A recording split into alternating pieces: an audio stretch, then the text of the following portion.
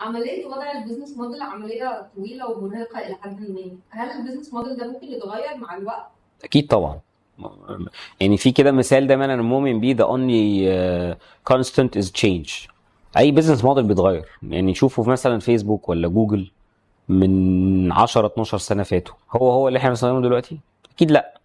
العربيات كل سنه بينزل منها موديلات، الموبايلات بينزل كل سنه منها موديلات، وحتى الفيتشرز اللي موجوده في كل المنتجات اللي بنستخدمها دلوقتي مختلفه تماما عن 50 60 او 70 سنه فاتوا.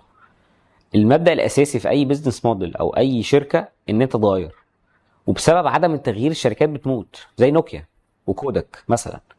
فلو انت ما قدرتش تغير من البيزنس موديل بتاعك او البيزنس عموما كبيزنس كله على بعضه، لا البيزنس بتاعك هينهار. فانت لازم دايما يبقى عندك الدي في الدي ان ايه بتاع شركتك بيفيتنج. احنا هنغير بقى ايه، هنغير امتى، وهنغير ازاي؟ ده سؤال انت بتجاوب عليه في رحلتك.